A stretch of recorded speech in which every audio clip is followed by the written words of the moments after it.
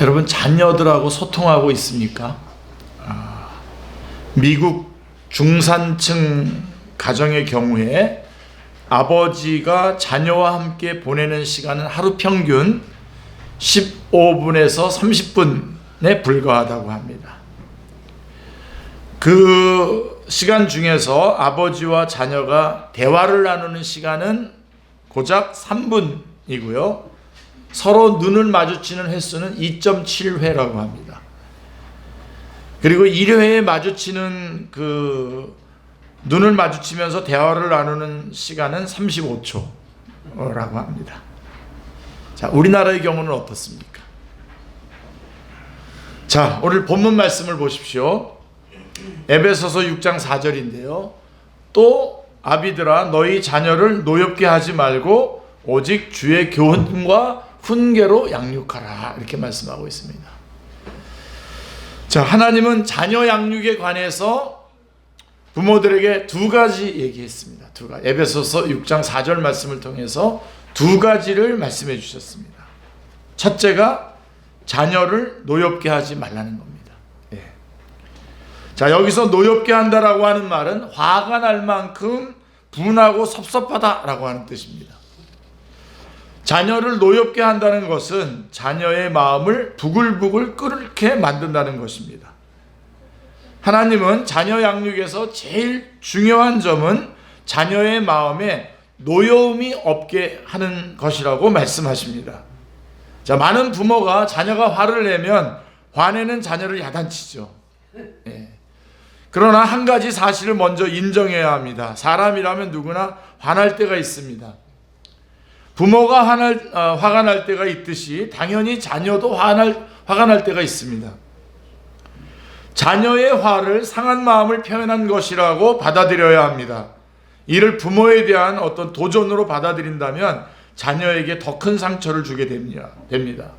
전에 이렇게 중고등부 수련회 많이 제가 인도했었는데, 인도에 보면요, 그 기도 시간에, 같이 통성 기도 시간에 보면 막 대성통곡을 하면서 울면서 기도하는 애들이 있어요.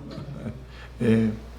그러니까 아이들이 울면서 기도하는 이유가 뭐냐고 그 담당 이제 목사님이나 전사님한테 이제 물어보면 대부분 부모와의 관계에서의 문제라고 합니다. 아버지, 남자애들 같은 경우는 아버지하고 많이 이렇게 다툼이 있고 아버지에 대한 실망이 많더라고요. 자, 부모님이 저를 사랑하지 않아요. 예. 저는 부모님께 기쁨의 존재가 아닌가 봐요. 예. 그러면서 뭐 그 내용을 들어보면, 지난번에 이렇게 아주 다 기도 제목까지 다 써서 다 아주 그걸까지 다 보여주시던데, 그 내용들을 들어보면 기가 막힌 말들이 많습니다. 자녀를 야단칠 일이 있어도 마음의 화를 풀어줘야 마음의 문이 닫히지 않습니다. 에베소서 4장 27절 말씀에 보시면 분을 내어도 죄를 짓지 말며 해가 지도록 분을 품지 말고 마귀에게 틈을 주지 말라, 이렇게 말씀하고 있습니다. 그러니까 자녀가 화를 풀지 못하면 마귀가 틈탄다는 사실을 알아야 됩니다. 많은 청소년의 문제가 이런 원인 때문입니다. 자, 한번 마음의 문이 닫히면 그 다음에는 아무리 옳은 말을 해도 들으려고 하지 않습니다. 오히려 반대로 엇나가죠. 그죠? 예. 신앙생활을 거부하고 공부를 거부합니다. 부모가 괴로워하는 것을 즐겨요. 예. 자녀들이 부모에게 복수할 수 있는 방법이 그 방법밖에 없기 때문입니다. 자녀의 마음이 다치는 것은 매우 무서운 일입니다. 예. 그렇기 때문에 자녀의 마음이 다치지 않도록 미리 주의해야 합니다. 자, 그렇다면 자녀들은 부모와의 관계에서 어떨 때 분노가 생길까요? 예. 자, 여러분 어린 시절을 한번 생각해 보십시오. 부모의 어떤 모습을 보고 화가 났습니까? 예. 첫째는 부모가 서로 헤어질 때. 예. 부모가 서로 헤어지는 불안정한 상황에서 자녀들은 불안과 분노를 느낍니다. 그리고 부모가 화목하지 못하고 싸울 때, 부모의 불화를 보면 자녀들은 두려워합니다. 물론 부부가 함께 살다 보면 부부간에 갈등이 생길 수도 있고 싸울 수도 있습니다. 부부간의 갈등이 생기는 것은 이해하지 못한 행동이 아닙니다. 있을 수 있는 일입니다. 하지만 어린 자녀는 부모의 갈등을 이해하지 못합니다. 심지어 죄책감에 휩싸이기도 합니다. 왜 그러냐면 부모의 불화나 결별이 자기 때문이라고 생각을 하는 거죠. 이때 아이들이 느끼는 불안감, 공포, 죄책감 등이 겉으로는 표현되지 않지만 심한 분노로 마음속에 깊이 자리를 잡게 되는 거죠.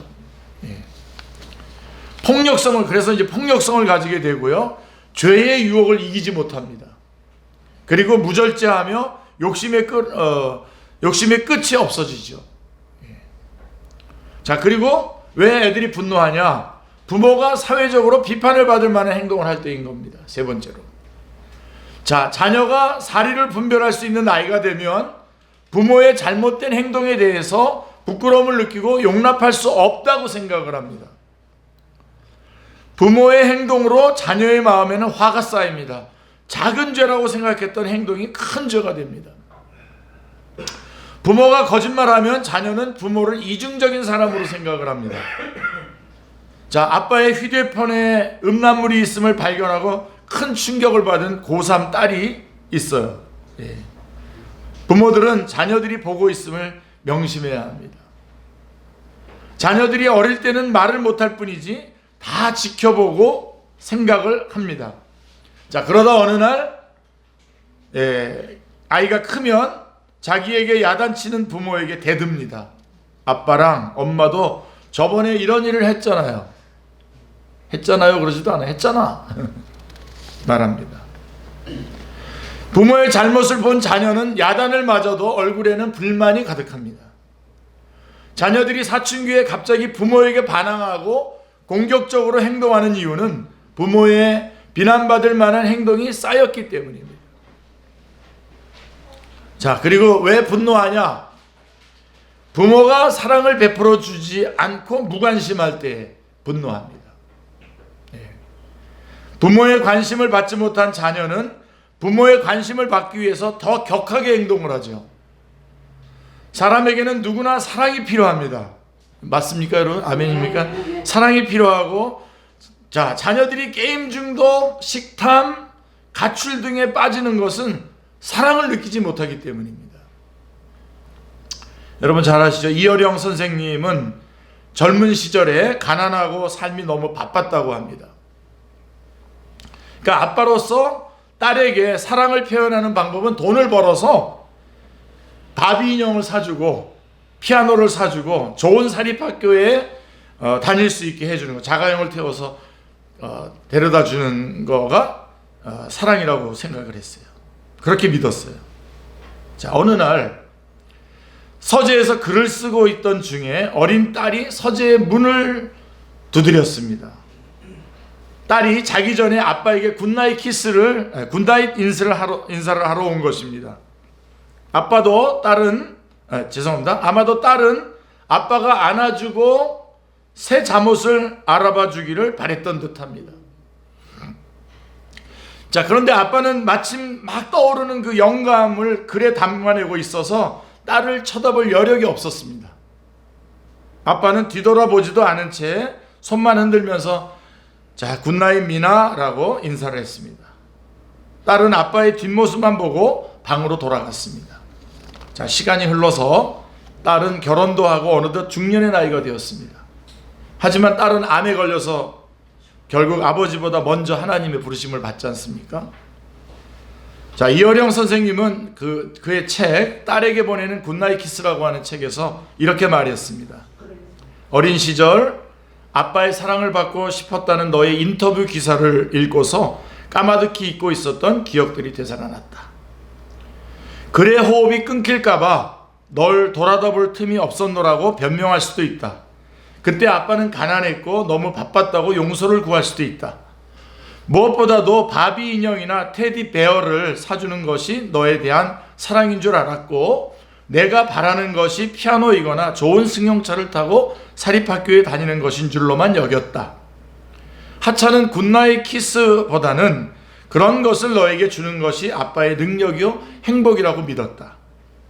중략이고요. 그 다음에 만일 지금 나에게 그 30초의 시간이 주어진다면, 하나님이 그런 기적을 베풀어 주신다면, 그래 미나야, 딱 한 번만이라도 좋다. 낡은 비디오 테이프를 되감듯이 그때의 옛날로 돌아가자.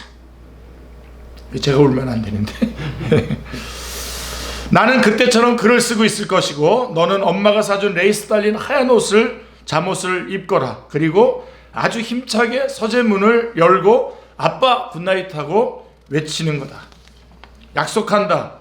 이번에는 머뭇거리면서 있지 않아도 된다.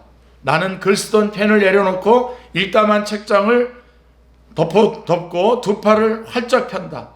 너는 달려와서 내 가슴에 안긴다. 내 키만큼 천장에 널 높이 치켜들어 올리고 졸음이 온 너의 눈, 상기된 너의 뺨 위에 굿나잇 키스를 하는 거다. 굿나잇 미나야, 잘 자라 미나야. 그 책에 있는 내용입니다. 자, 사람은요, 누구나 자신을 공감해주고 사랑해주는 이를 만나지 못하면 마음도 생활도 윤리의식도 무너지게 됩니다. 가정도 팽개쳐 버리고 이해할 수 없는 어리석은 행동을 하게 됩니다. 왜 우리는 육신에 끌려서 사는 것입니까? 진정한 사랑을 찾지 못했기 때문입니다. 그 유명한 노벨 평화상 수상자인 제인 아담스는 평생 미국 시카고의 빈민굴에서 문제 아이들과 함께 보냈죠. 그녀는 여자분이시잖아요. 제인 아담스. 만나는 부모들에게 이런 말을 했어요. 딸이 엄마와 얘기하고 싶어하면 지금 오븐에서 음식이 타고 있어도 먼저 딸과 이야기하세요. 우리 선교사님 딸만 둘인데, 우리 정화선 교사님. 아들이 아버지와 얘기하고 싶어 하거든 가게 문을 닫고라도 아들의 말 상대가 되어 주십시오. 그것이 돈을 버는 길입니다. 우리 아들만 셋 가지신 우리 선교사님도 계시고. 네. 예수님을 믿는 가정이면서도 기쁨과 감사, 사랑은 없이 야단치고 잔소리하고 강요하는 분위기라면 예수님을 믿는 가정이 좋다는 느낌이 들지 않습니다. 그러면 부모가 예수님 잘 믿어라, 잘 믿어라 노래를 불러도 빗나가는 자녀가 생기게 됩니다. 자, 그리고 왜 아이들이 분노하냐? 부모가 정직하지 못할 때에 분노합니다. 부모가 어쩔 수 없는 상황 때문에 부정직하게 행동하더라도 자녀는 부모의 상황이나 형편을 고려해서 이해하지 못합니다. 정직하게 살라고 하면 가르치면서 정작 부모는 정직하게 살지 못하는 모습을 자녀들은 받아들이지 못합니다. 부모는 자녀를 야단치기 전에 자신을 먼저 돌아보아야 합니다. 자, 여러분들은 자녀를 노엽게 하고 있지는 않습니까? 자, 하나님은 자녀 양육에 있어서 두 가지를 말씀하신다고 그랬죠, 지금. 첫 번째가 바로 자녀를 노엽게 하지 말라는 것입니다. 그리고 두 번째가 이제 주의 교훈과 훈계로 양육하라 라고 말씀하고 있습니다. 자, 주의 교훈과 훈계란 무엇일까요? 자, 매주 교회 보내고 성경 읽게 하고 기도하게 하고 가정 예배 드리면 주의 교훈과 훈계로 양육하는 것일까요? 자, 이것보다 더 중요한 것이 뭐냐면 가정의 분위기입니다. 가정의 분위기. 예수님을 믿는 것과 별개로 유교적인 분위기를 가진 가정이 참 많습니다. 이런 분위기에서 지내는 자녀는 마음에 화를 품게 됩니다. 믿음의 가정이지만 부모가 이중적이라고 느낄 뿐 부모의 신앙이 좋다고 생각하지 않습니다. 십자가의 능력으로 사는 가정 분위기는 기쁨과 감사와 사랑입니다. 아멘. 네. 많은 성도의 가정에서 가정 예배를 드리지만 자녀들은 가정 예배를 매우 싫어합니다. 가정 예배는 충분히 기도로 준비된 상태에서 드려야 됩니다. 아멘. 네. 가정 예배에는 회복이 있어야 합니다. 아멘. 네. 자녀들이 가정 예배를 싫어하는 이유가 있습니다. 가정 예배를 통해 가정 안에서 은혜와 사랑의 분위기를 경험해야 하는데 율법적으로 예배를 드리기 때문에 느낄 수가 없습니다. 예배 안에서 사랑을 느끼고 회복하는 것을 중요하게 생각하지 않고 시간에 맞춰서 빠지지 않고 가정 예배 드렸다는 것만 중요하게 생각을 하는 거죠. 준비 기도 없이 드리는 가정 예배는 자녀에게 아무런 기쁨이 되지 않습니다. 가정 예배는 철저한 준비 기도가 있어야 되는 것을 제가 오늘 아주 굉장히 강조합니다, 여러분. 사랑과 은혜의 분위기는커녕 만약에 그렇게 준비되어서 기도로 준비해서 드리지 않는 그런 가정 예배라고 한다면 그 분위기가 지겹고요, 피하고 싶은 시간이 됩니다. 자녀들은 부모가 말하는 내용보다 부모와 가정의 분위기를 통해서 배우는 거죠. 아무리 맞는 말을 해도 부모의 태도가 강압적이고 율법적이라면 자녀는 억압된 분위기만을 느끼게 되는 것이죠. 어떤 분은 보니까 가정 예배에서 저한테 아쉬워하더라고요. 성경 말씀 통해서 여러분들 정말 야단 치려고 그랬는데 야단을 쳐도 안 듣는다고 그러더라고요.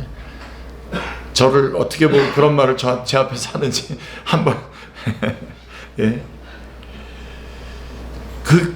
그런 수단이 아닙니다, 가정 예배는. 예. 자녀들은 부모가 말하는 그 내용보다 부모와 가정의 분위기를 통해서 배우는 거죠. 아무리 맞는 말을 해도요, 부모의 태도가 강압적이고 율법적이라면 자녀는 억압된 분위기만을 느끼게 되는 거죠. 가정 예배를 잘 드리기 위해서는 자발적인 마음으로 드릴 수 있도록 부모가 기도로 준비해야 됩니다. 절대로 기도로 준비해야 됩니다. 그리고 가정 예배에서 경험하는 분위기가 따뜻하고 사랑이 넘친다면 자녀는 평생 예배 드리는 것이 기쁜 일임을 배우게 되는 것이죠. 아멘. 주의 교훈과 훈계가 무엇인지 부모가 먼저 깨달아야 됩니다. 자녀가 잘 되는 것을 부모가 원한다고 해서 부모의 뜻대로 자녀가 잘 되는 것은 아닙니다. 주의 교훈과 훈계로 양육해야 자녀가 잘 되는 것입니다.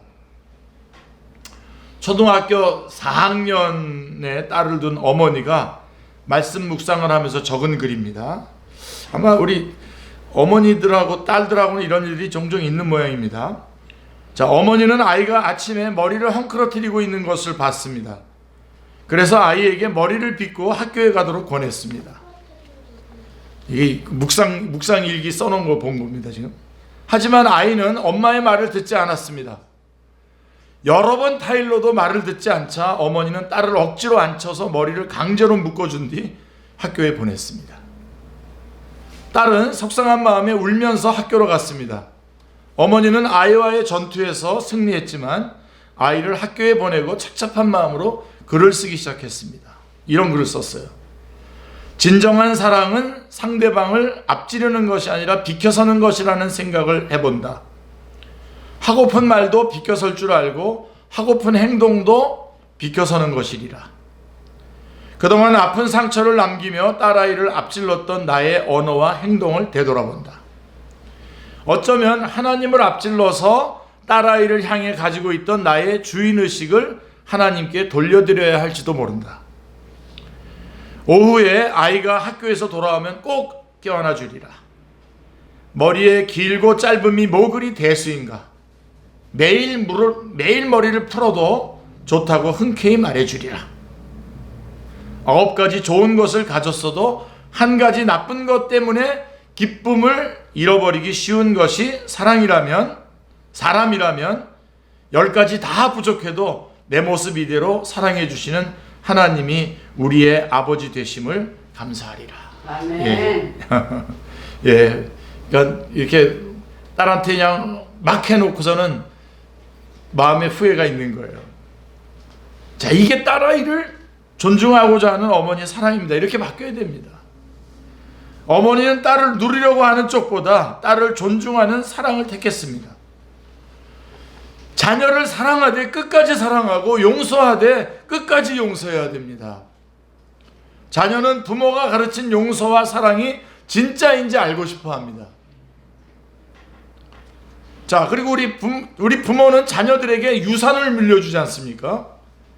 물론 가정마다 물려줄 수 있는 유산의 종류와 크기가 다르죠. 모두 다릅니다.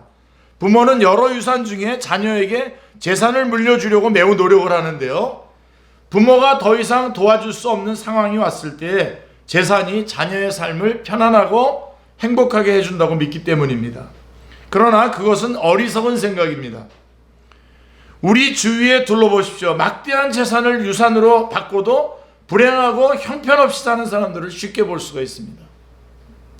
그 유산 때문에 행복한 경우보다 가정이 무너지는 모습을 쉽게 볼 수 있습니다. 부모는 자녀에게 꼭 필요한 유산이 무엇인지 발견해야 합니다. 자녀들이 어떤 재산을 물려받길 원하는지를 알아야 됩니다. 자녀들이 진실로 원하는 유산은 재산이 아닐 수 있습니다. 재산보다 중요한 유산이 많습니다. 그 유산이 자녀가 삶을 살아가는 데 큰 도움이 될 것입니다. 자, 우리 출애굽기 20장 5절 6절 말씀을 한번 여러분 좀 찾아보십시오. 요새 화면이 안 뜨니까요. 한번 떴습니까? 죄송합니다. 예. 죄송합니다. 중현 형제. 예.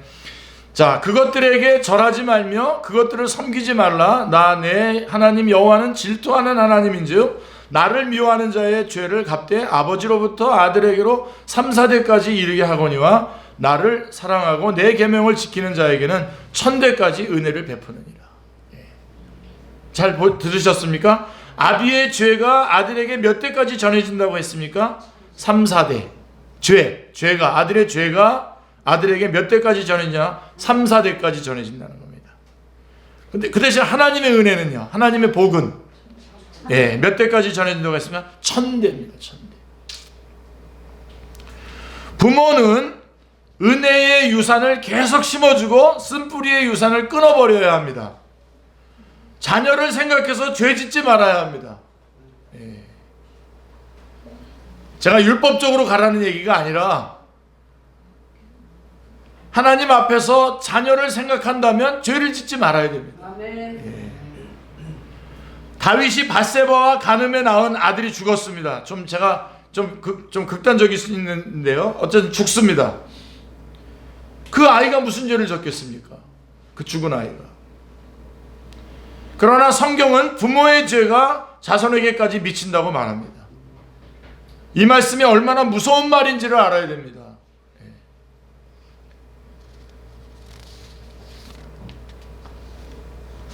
조상의 죄가 우리 안에도 있습니다.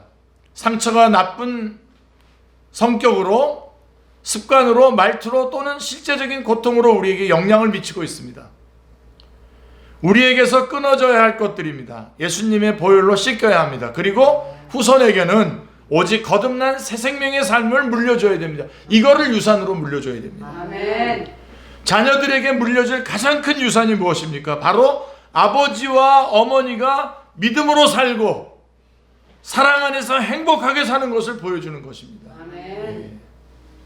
여러분 잘 아시죠? 미국 건국 초기에 조나단 에드워즈와 그의 아내 사라 피에르폰트 부부는 하나님만 신실하게 믿고 살기로 약속하고 통나무집을 짓고 살림을 시작합니다. 통나무집에서 11명의 자녀를 길렀는데 이 11명의 자녀는 200년 미국 역사책에 다 나옵니다.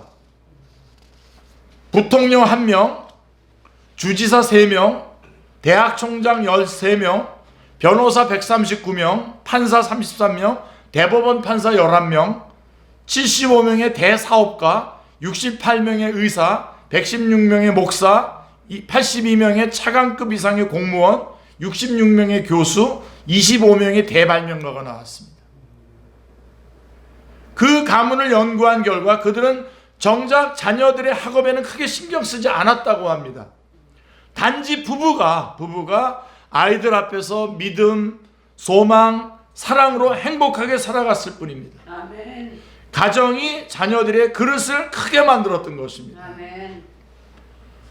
자, 여러분 성공한 사람을 보고 성공의 의미가 각각 다르게 개념 잡혀 있겠지만 성공한 사람들을 한번 보시길 바랍니다. 그릇이 큰 사람입니다. 마음의 그릇이 크지 못하면 다 잃어버리는 것입니다.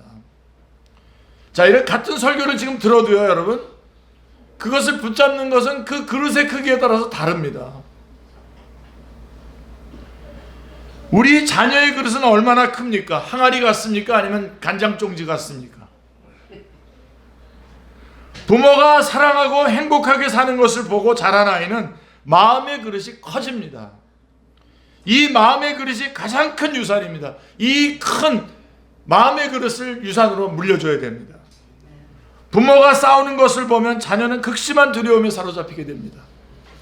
부부가 싸우다 보면 뭐 죽어라, 못 살겠다, 헤어지자 같은 그런 심한 말을 하다가도 물론 그러나 말만 그렇게 하지 그 다음 날에는 또 당신 이거 드세요 하고 뭐 바뀌지 않습니까?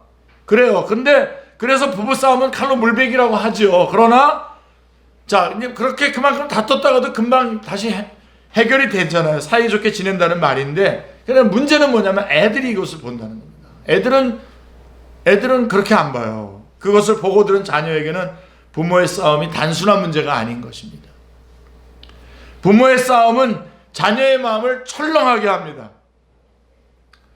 그래서 부모가 싸우는 것을 자주 보고 자란 아이들은 항상 마음이 불안해하며 상처를 가지고 삽니다.